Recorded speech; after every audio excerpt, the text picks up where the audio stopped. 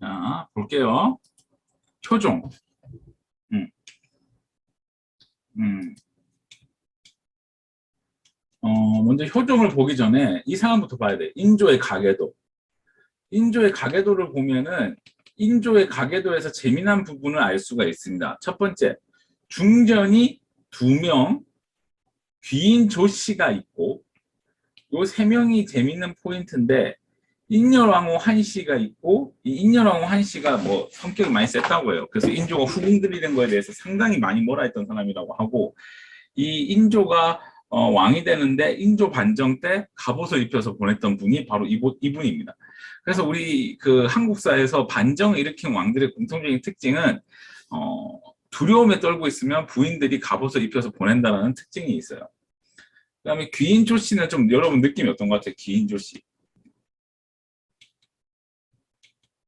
이 사람은 김자점하고 이제 영모를 모의했다가 효종 때 이제 사인 이제 그 폐출됩니다. 그래서 그러면 이 사람 같은 경우는 인조는 지금 부인이 총 5명이 있는데 그 중에 중전이 2이고 1명은 쫓겨났다 이렇게 보면 될 것 같아요. 이 여자는 이제 인조가 죽고 나서 쫓겨난 거니까 자 그럼 여기서 봅시다. 인녀라고 한 씨는 이제 병자호란 일어나기 전에 아마 제가 죽었던 걸로 알고 있는데 이때 당시에 이 병자호란이 터졌을 때 내가 수업 시간에 얘기했어요. 소현세자하고 인조는 어디로 도망쳤어요? 했어요. 병자호란 때 인조하고 소현세자는 강화도로 도망갔어요. 강화도. 원래는 인조하고 소현세자하고 강화도로 도망가려 했는데 이제 실패를 하고 남한산성으로 도망갔다 했죠. 남한산성으로. 그리고 복림대군이 이제 강화도로 가고.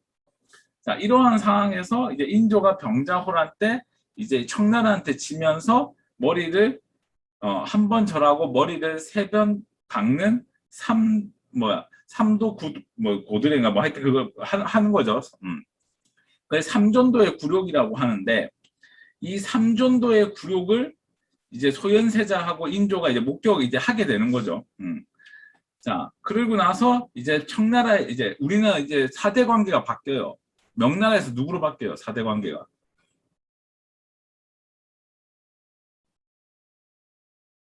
우리가 4대 관계가 이제 항상 명나라한테 그렇죠. 아부를 했는데 후금이라 하면 안 되고 이제 청으로 바뀐 거예요. 그러니까 진사님 이거 좀 헷갈리는 것 같은데 후금은 정묘호란 때, 병자호란 때는 청나라예요. 그러니까 우리는 지금 4대 관계가 이제 청나라로 바뀐 거예요.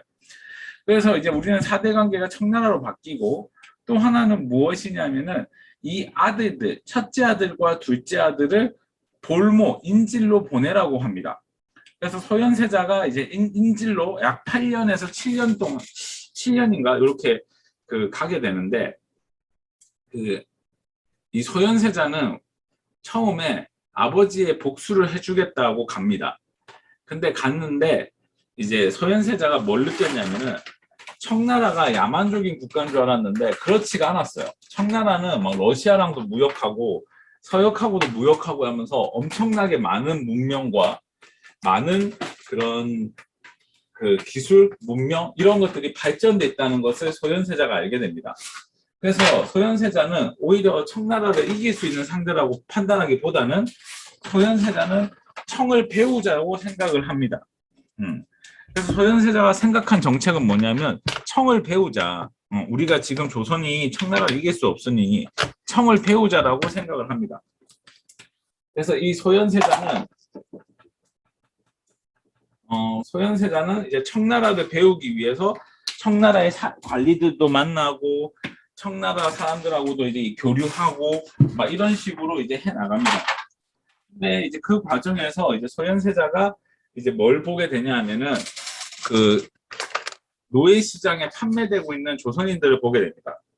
그래서 이 소현세자가 뭘 하냐면은 직접 농사를 지어가지고 이거를 판매해가지고 이 수익금으로 조선인 포로들을 사서 집으로 돌려보냅니다. 대단하죠? 자기가 볼모로 가 있는데. 귀환을 시키게 되는데 대단하죠, 이 소현세자가. 그래서 이때 당시 소현세자가 보낸 사람 숫자가 뭐 나도 정확하게 모르는데 한 1000명 정도 된다고 해요. 그러니까 이제 소현세자에 대한 이제 좋은 소문들이 많이 났겠죠. 그죠? 그래서 이 소현 아빠는 항복을 했는데 아들은 볼모로 가서 백성들을 구한다, 이런 얘기들이 나오는 거예요.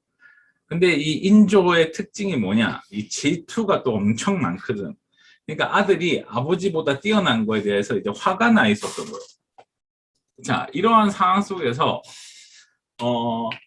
이 소현세자가 귀국을 합니다. 먼저 귀국을 하는데 이 귀국을 해가지고 이 소현세자가 뭐 이상한 얘기를 합니다. 아빠 복수를 해줄게요, 이런 얘기가 아니라 아빠 청나라는 정말 짱이에요. 청나라에 배울 게 많아요. 아빠 청나라에 대해서 아세요? 하면서 뭐 이상한 얘기를 합니다. 그리고 막 동그란 걸 들고 와가지고 막 돌아간다고 하면서 이 많은 나라들 중에 조선이 여기에 있습니다, 뭐 이런 얘기를 하는 거예요. 지금 내가 뭐 얘기하는지 알겠어요, 지사님들? 동그란데 막 이렇게 돌려가면서 뭐 여기에 조선이 있습니다, 막 그런 얘기를 하는 거예요. 그렇죠. 지구본을 들고 온 거예요, 소현세자가.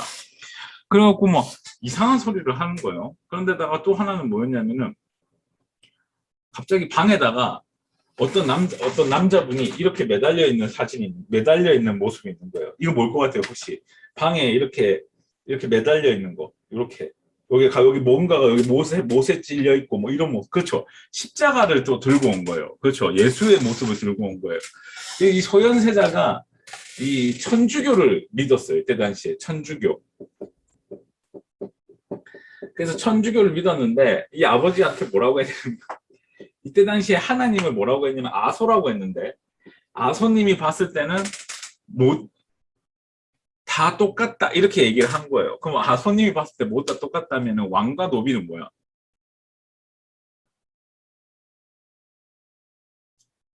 뭐 똑같다, 이거 신분제가 없다고 이렇게 얘기를 한 거예요. 그러니까 이제 막 인조가 야 이 새끼야, 이제 아빠 복수해야지 뭔 개소리야 하면서 막 집어던지고 난리가 납니다.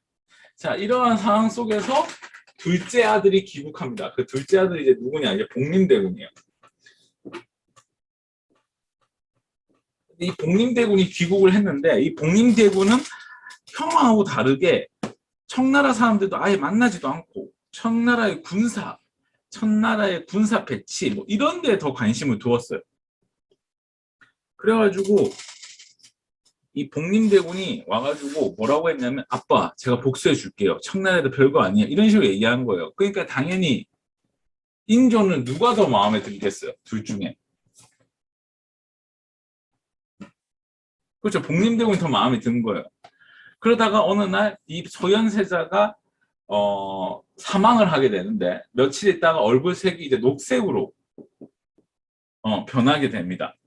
그래서 이게 기록에도 나오는데 소현세자가 죽고 나서 며칠 뒤에 얼굴이 녹색으로 변했다, 이렇게 돼 있는데 뭐 뭔지 알겠죠, 진사님들? 이게 이제 독살이 됐다고 이렇게 우리 학계에서는 이제 얘기를 하는데 제 옆에 지금 조선사 전공 선생님이 계신데 그 조선사 전공 선생님한테 물어보니까 그분은 또 그렇게 생각 안 하시더라고요.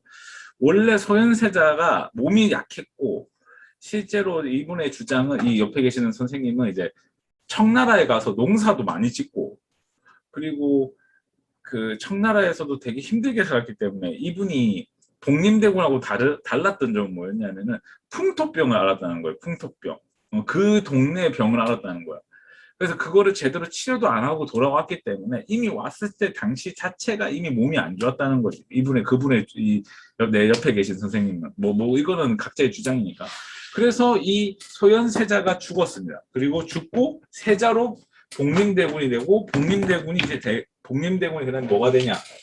얘가 이제 효종이 되는 거예요. 자, 여기까지 일단 설명을 했습니다. 자, 그러면 우리 한능검으로 여러분 좀 이해를 돕기 쉽게 얘기해 줄게요. 그러면 복림대군은 간단하게 얘기해서 누구의 복수를 해야 됩니까? 복림대군은 누구에게 복수를 해야 됩니까? 지금 복림대군이 주장하는 뭐예요? 그래서 청나라죠. 그래서 청하고 싸우자 해서 북벌론을 주장해요. 무슨 말인지 알겠죠? 그러면 소현세자는 뭐겠어요? 소현세자는 청을 배우자겠지. 그럼 북벌이겠어? 북학이겠어? 그렇죠. 이거예요. 이게 이제 조선 후기의 대표적인 사상들이에요. 북벌론은 뭐냐면은 청을 공격하자. 청을 정벌하자. 그럼 청을 정벌하는 이유가 뭐야? 명나라의 의리를 지키자. 명나라의 의리, 명나라가 누구냐? 명나라가 김진애한테 우리 도와줬잖아. 그래서 이때 당시 명나라 왕 중에 그 우리한테 병사를 보냈던 왕이 신종이거든. 신종. 아, 이 마지막 왕인가? 하여튼 신종이라는 사람인데 이 사람한테 이제 이 사람의 복수를 해주자 뭐 이런 내용이고 북한놈이라는 건 뭐냐면 청을 배우자는 거야. 이게 이제 발전을 해서 나중에 뭐가 되냐면 이제 실학이 되는 거야. 실학. 그다음에 북벌로는 청을 공격하자 뭐 이런 식으로 되면서 나중에 위정 척사로 발전하게 돼요. 이건 나중에 개화사상까지로 이어지게 돼요. 이런 식으로 이제 루트가 이어지게 된다. 이건 중요한 게 아니고 북학과 북벌이라는 게 이 시기에 등장을 했다는 게 중요한 거예요. 알겠습니까? 그러면 진쌤 내 질문해 볼게요. 우리가 지금 효종을 배울 거잖아. 그럼 효종을 배울 거면 효종의 정책은 주로 뭐에 대한 정책이겠어? 그렇죠. 북벌에 대한 정책이겠죠. 청나라를 공격해야 되고. 그럼 청나라를 공격하려면 뭐가 필요하겠어? 그렇죠. 무기, 병사 뭐 이런 거 나오는 거야. 뭔 말인지 알겠죠? 그러면 효종에 대한 문제는 되게 간단하겠네. 그죠? 그래서 효종을 틀리시면 안 된다. 그러면 효종에서 뭐가 시험에 나오냐? 우리 책에서 보면은 나선정벌이 시험에 나옵니다. 나선정벌. 자, 효종을 보겠습니다.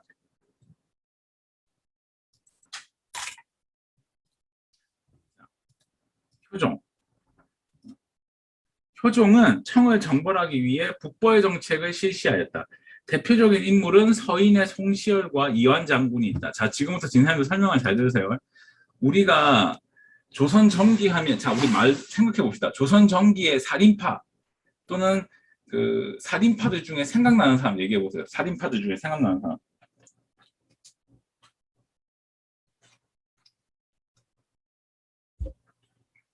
군고파 말고 살인파 중에.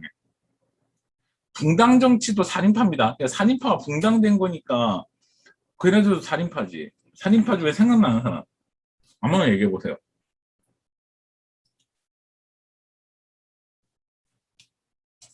그렇죠. 조광조 외우셔야 돼요. 그렇죠. 조광조. 좋아요. 조광조. 또, 그렇죠. 이황 선생님. 그렇죠. 이것도 해야 됩니다. 또, 두 명, 한, 두 명 돼 있을 것 같은데.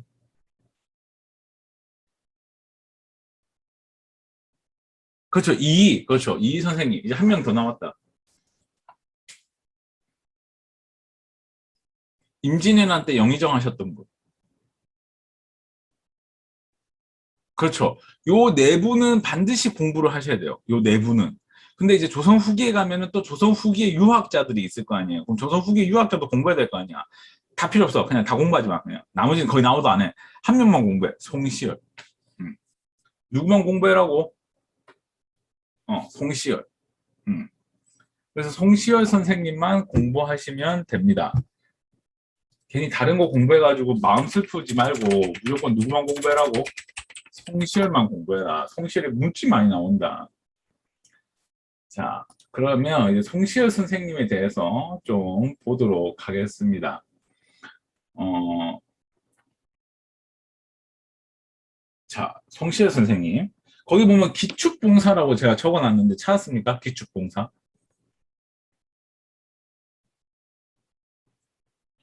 선생님 찾으셨어요? 기축봉사라고?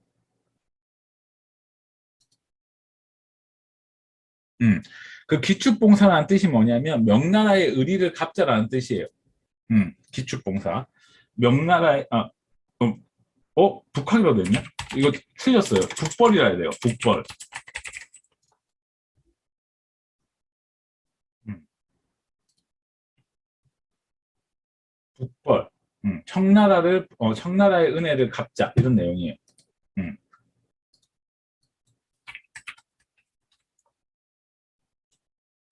그래서 이 사람의 정치적인 특색을 알 수가 있다. 음. 그래서 우암 송시열 선생님 반드시 외워야 됩니다. 그러니까 기축봉사라는 뜻이 뭐냐면 이거예요. 명나라의 의리를 다하고 오랑캐를 복수와 오랑캐를 공격하자 이거죠. 그래서 이거를 뭐라고 하냐면 친명배금 정책이라고 해요. 이게 북학이 아니고 북벌입니다.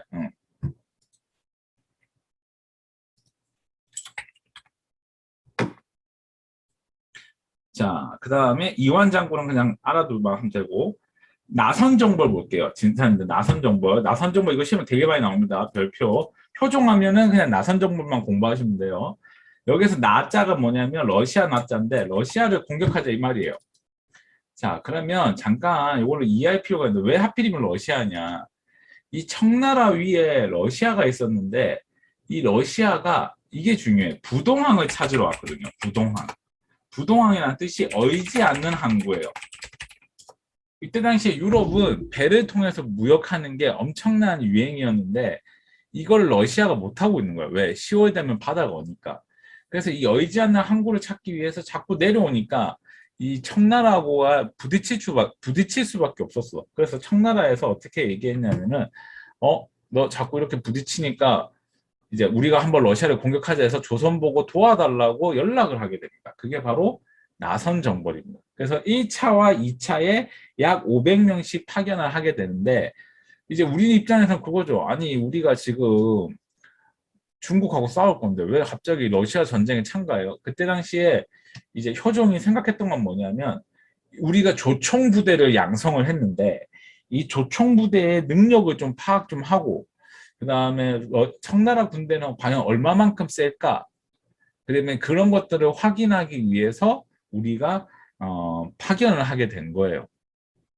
근데 문제는 파견을 했는데 두 번 정도 파견했는데 이제 진짜로 이제 청나라를 공격하자고 준비를 하려고 하니까 이때 흉년이 몇 년 동안 들어가지고 군량미를 확보를 못했고 두 번째는 뭐냐면 이때 청나라가 전성기를 맞이해요. 청나라가.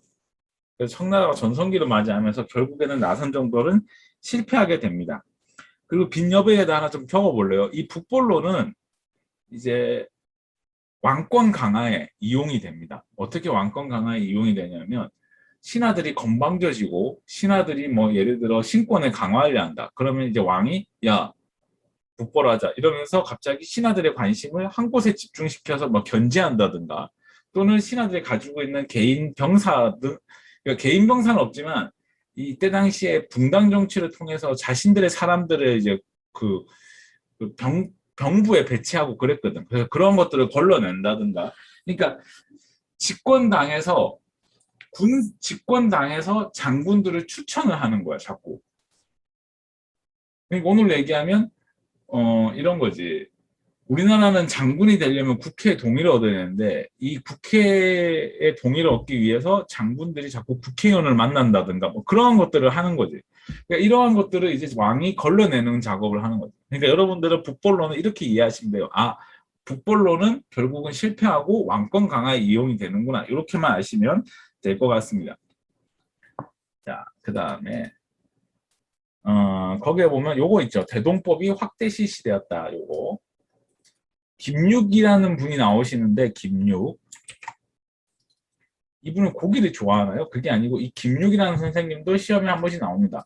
이분이 실학 공부할 때 나오는데 그 대동법을 확대 실시하자고 주장한 분이에요. 이분이 지난번에도 얘기했지만 대동법을 실시하는데 100년 이상 걸린 이유가 뭐라 했어요? 이거 중요하다 했는데 대동법이 실시되는데 100년 이상 걸린 이유.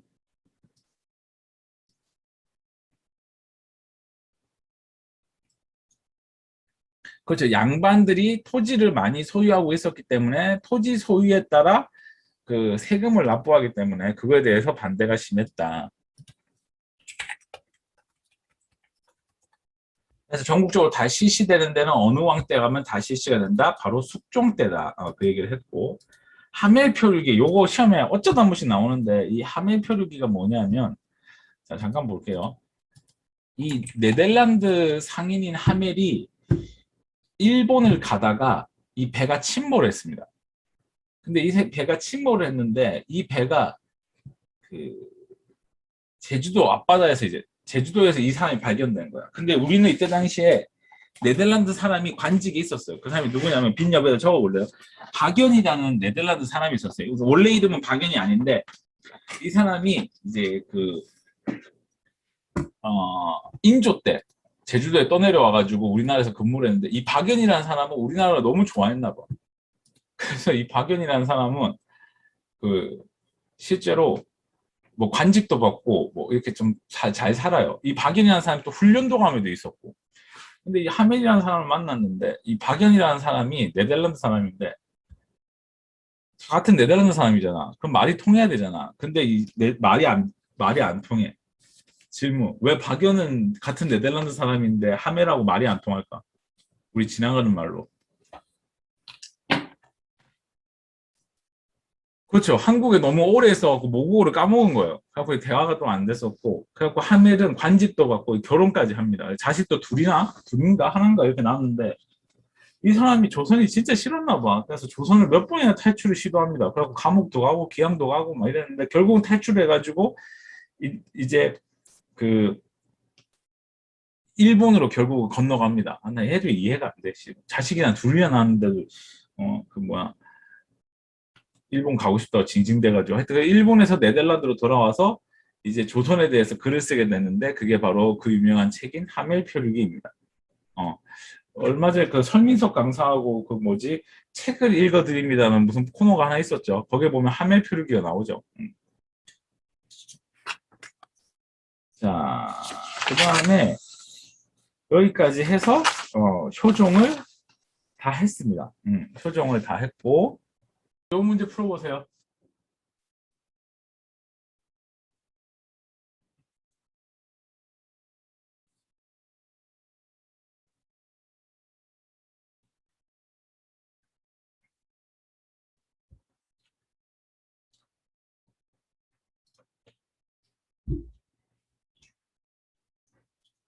아, 이거 여러분한테 어렵겠다. 일단 어느 국가예요? 그것만 합시다. 국가.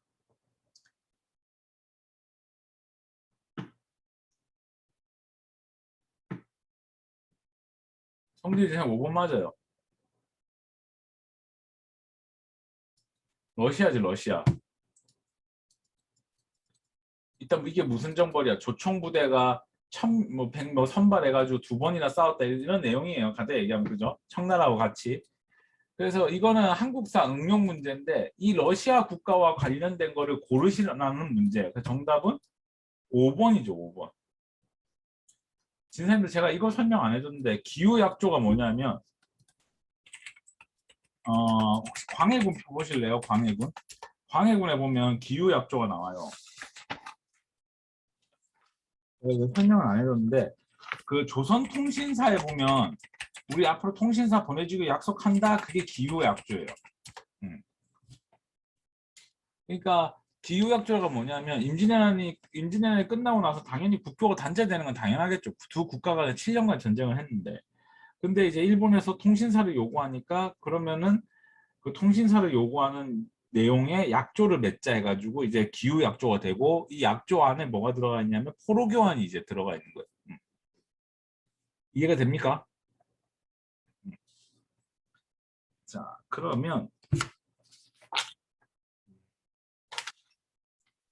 그래서 지금부터 품종에 대해서 보도록 하겠습니다. 그